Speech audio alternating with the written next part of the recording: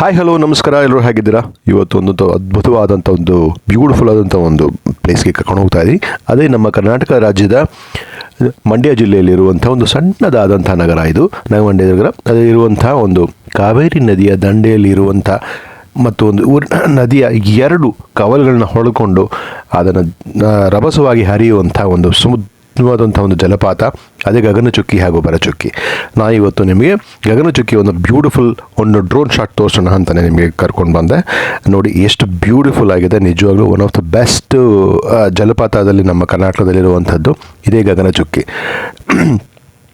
ಗಗನಚುಕ್ಕಿ ಇದು ಸುಮಾರು ನಾವು ಹೇಳಿದಾಗೆ ಇದು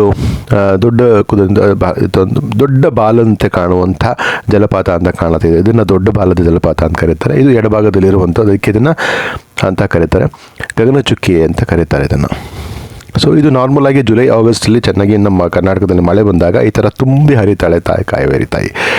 ಮತ್ತು ಒಂದು ದೊಡ್ಡ ಬಂಡೆಗಳ ಮೂಲಕ ತನ್ನ ರಭಸವಾಗಿ ಹರಿಯುವಂಥ ಈ ಕಾಯಿ ಡೆಕ್ಕನ್ ಪ್ರಸ್ಥಭೂಮಿ ಅಂತ ಹೇಳುವಂಥ ಒಂದು ಮಧ್ಯೆಯಿಂದ ಹಾದಿ ಬಂದು ಆ ನದಿಗಳ ನಡುವೆ ಎರಡು ಒಂದು ದ್ವೀಪಗಳಂತ ಸೃಷ್ಟಿ ಮಾಡುವಂಥ ಒಂದು ಕ್ರಿಯೇಷನ್ ನೋಡ್ಬೋದು, ನಾವು ಇಲ್ಲಿ ಕಾಣ್ಬೋದು.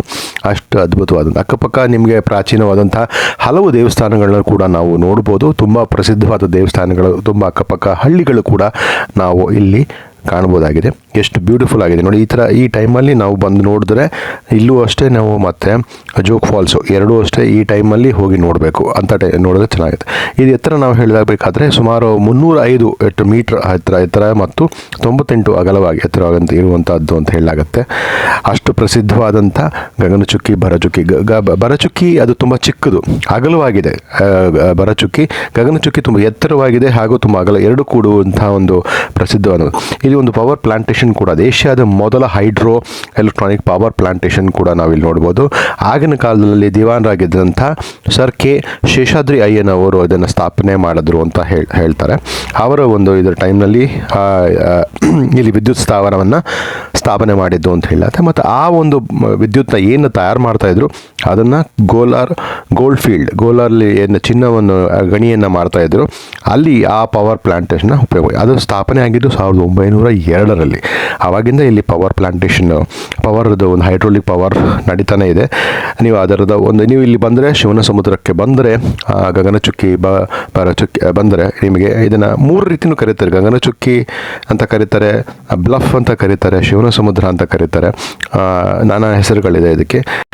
ಇದೇ ರೈಟ್ ಟೈಮ್ ಅನಿಸುತ್ತೆ ನಾವು ಬಂದು ಈ ಪ್ಲೇಸ್ನ, ಈ ಬ್ಯೂಟಿಫುಲ್ ಆದಂಥ ಪ್ಲೇಸ್ನ ನೋಡೋದಕ್ಕೆ ಸಾಧ್ಯ ಆಗುತ್ತೆ.